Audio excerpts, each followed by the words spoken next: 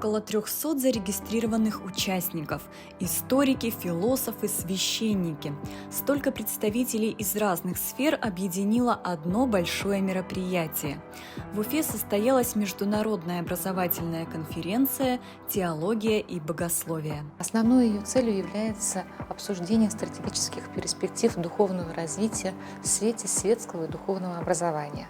Мы ежегодно проводим обучение священнослужителей, религиозных деятелей, имам-хатыбов, священников на наших программах дополнительного образования. И, конечно же, у нас есть о чем поговорить.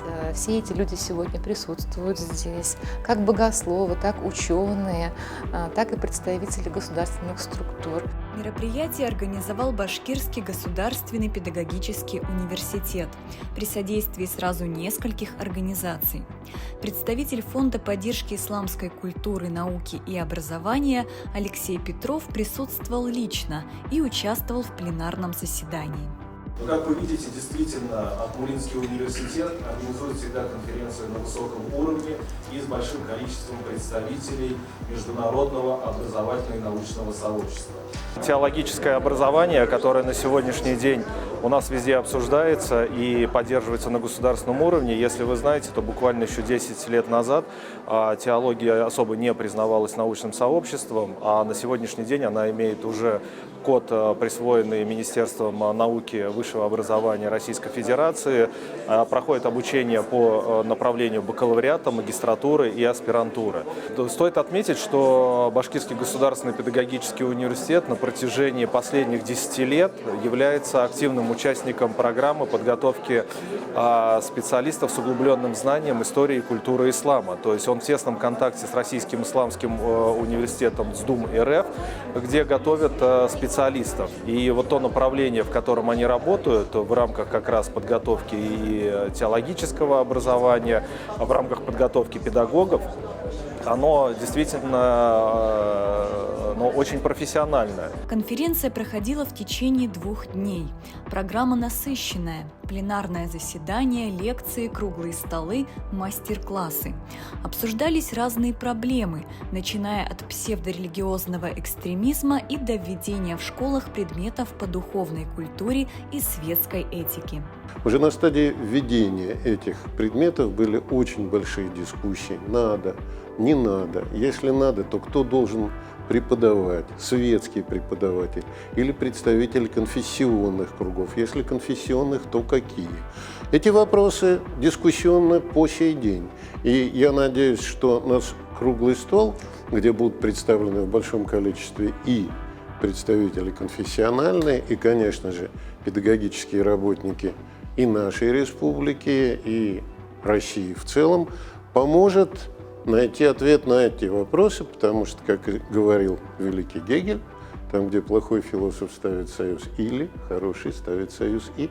Тема оказалась очень актуальной и нашла большой отклик у аудитории. У нас вообще 2 учителя по школе, у нас школа уж не такая большая, 540 человек численность, поэтому у нас по 2 параллели.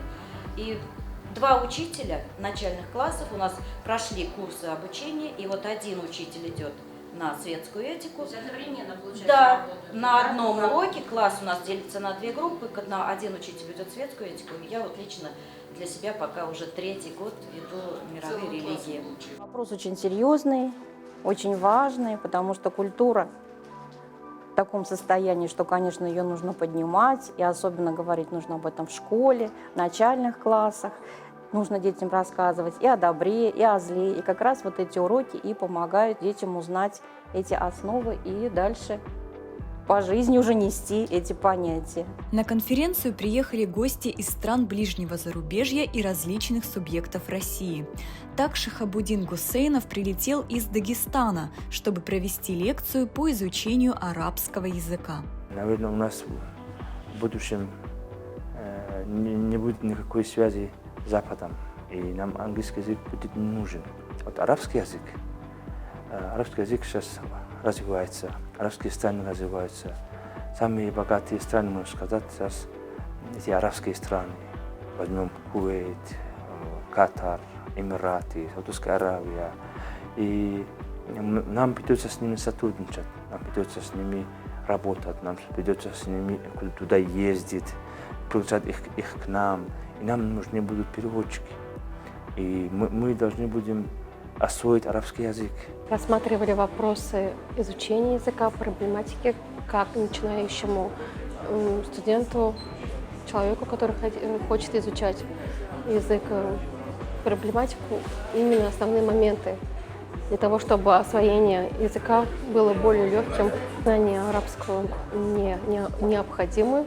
Я понимаю, что уровень арабского языка мне необходимо подтянуть, заниматься более усиленно, тем более, что третий и у нас 4-й курс выпускной. До этого времени необходимо изучить всю литературу, которую нам сегодня посоветовали. Самые активные участники мероприятия были преподаватели, ведь на них лежит ответственность не только передачи знаний, но и воспитания молодого поколения.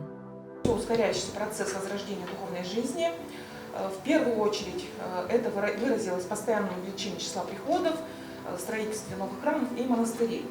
Современная Екатеринбургская епархия Русской Православной Церкви включает в свой состав 5 епархий. Екатеринбургскую, Нижнетагильскую, Каменскую, Серовскую и Алапаевскую епархии.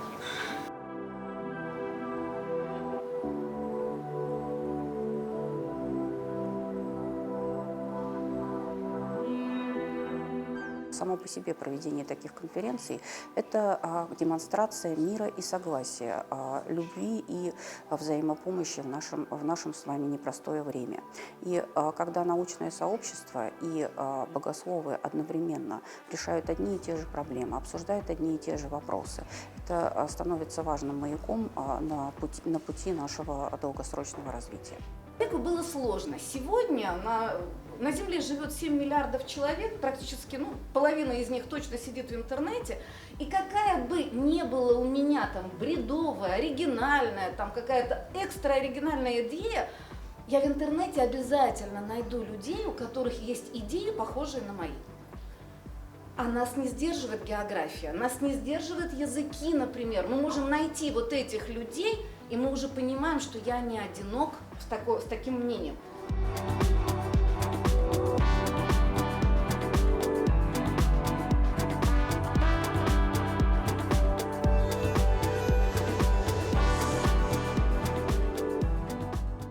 Данная тема – это показательно-образцовый пример для нашей молодежи, что нужно сплачиваться, что нужно общаться, что нужно обсуждать такие темы, так как нам оставили это наследие, как наследство наши предки, мы тоже должны оставить своим детям, внукам, своей молодежи это наследство.